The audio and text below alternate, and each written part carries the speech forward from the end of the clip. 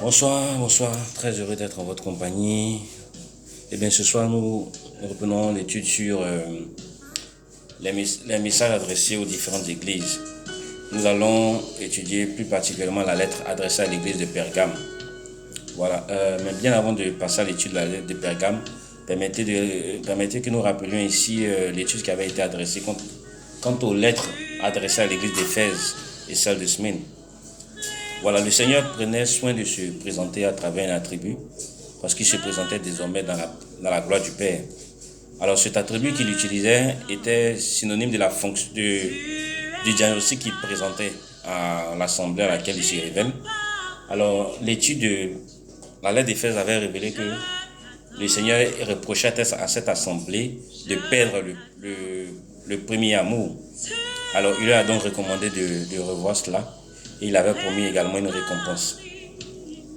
Au niveau des Smyrne, c'est une assemblée au sein de laquelle le Seigneur n'avait pas trop fait de reproches, sinon que de leur demander de se trouver fidèles par rapport à l'épreuve que le diable, c'est-à-dire l'ennemi Satan, allait les amener à subir.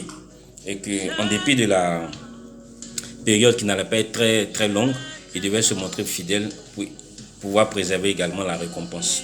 Voilà, voici présenté ici succinctement le détail des deux précédentes lettres et nous irons aujourd'hui par la grâce de Dieu dans l'étude de la troisième lettre dont je vais vous faire la lecture qui se trouve dans le livre de l'Apocalypse en son chapitre 2 versets 12 à 17.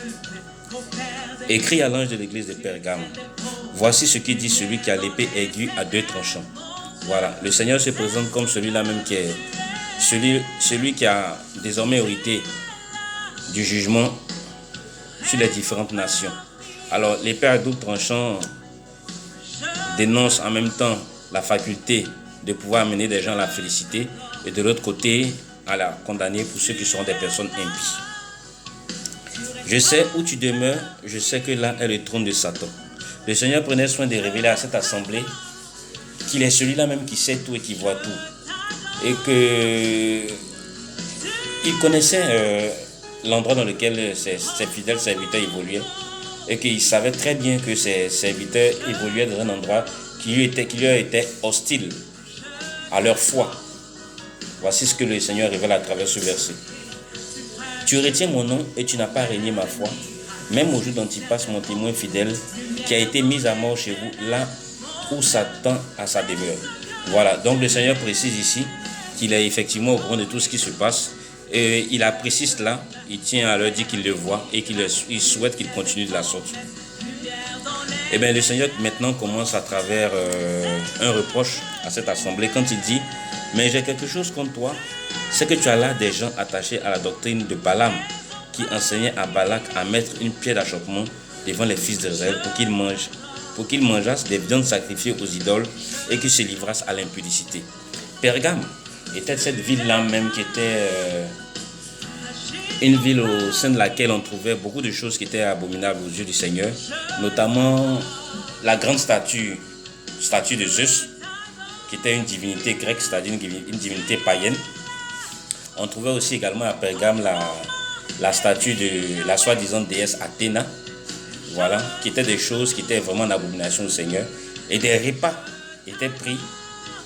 Voilà, les repas étaient pris au nom de ces idoles. Les repas étaient partagés dans ces endroits-là. Et ces choses-là, le Seigneur en avait horreur. Et donc le Seigneur prend soin ici de révéler cela à son serviteur. Voilà, en dépit de la fidélité que je vois que tu témoignes dans la mission que je te donne, mais je sens que ici, c'est pas encore très bon. Essaye de corriger ce défaut. D'accord ? Voilà, donc c'est ce que le Seigneur essaye de présenter ici à cette assemblée. De même, toi aussi, tu as des gens attachés pareillement à la doctrine des Nicolaïtes. Voilà, le Seigneur précise encore également un autre défaut dont il a horreur. La doctrine des Nicolaïtes encore présente au niveau de l'assemblée de Pergame. Eh bien, la doctrine des Nicolaïtes, on l'avait vu, qui consistait à...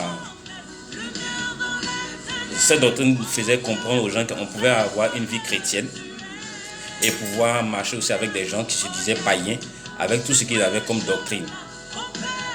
Le christianisme et la païenté ne peuvent pas aller ensemble. Il est impossible de mélanger ce qui est saint à ce qui est profane.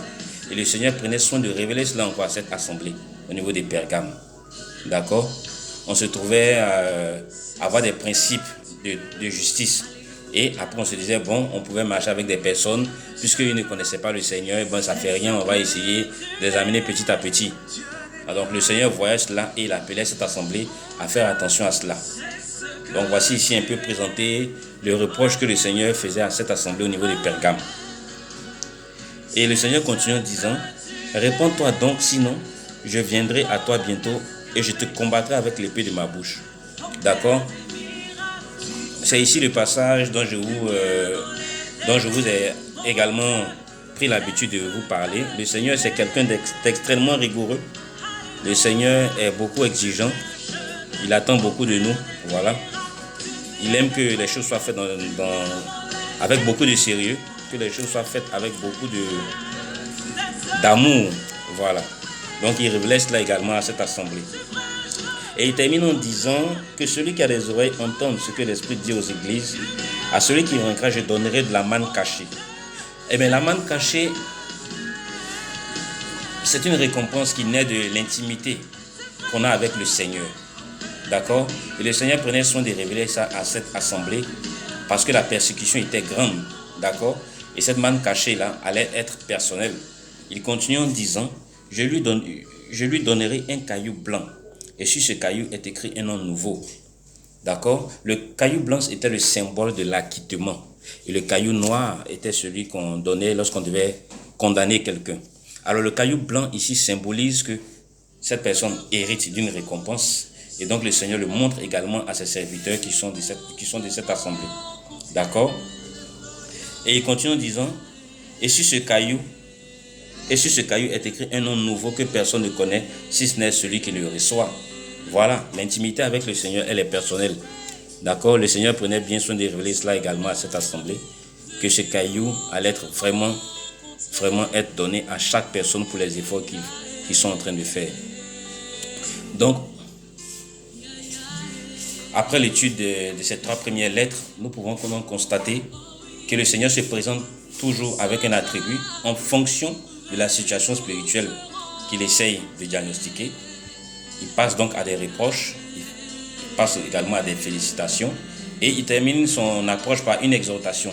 Exhortation au sein de laquelle il appelle toujours l'assemblée à défendre la récompense qu'il souhaite accorder à ces derniers parce qu'ils se tiennent dans la justice.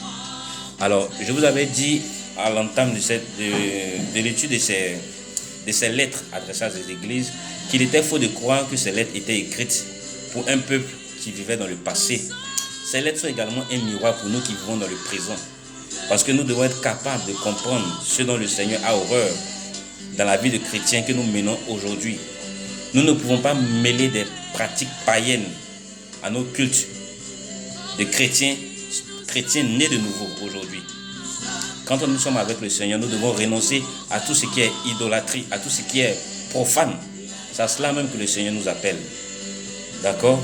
On verra toujours par la force de l'Esprit et par la grâce de Dieu que l'étude des 4 précédentes lettres révélera les mêmes choses. Le Seigneur se présente à travers un attribut, il révèle ce dont il a horreur, il félicite pour les qualités qu'il trouve et il continue l'exhortation en donnant une récompense à tous ceux qui seront fidèles. Je tiens donc à vous dire merci pour le temps que vous avez passé avec moi en ce moment. Que la gloire et la puissance du Seigneur soient sur vous. Que son amour demeure sur vous en ces temps difficiles. Gardez dans votre cœur son amour et que la prière et la sagesse vous gardent. Que Dieu vous bénisse. Amen.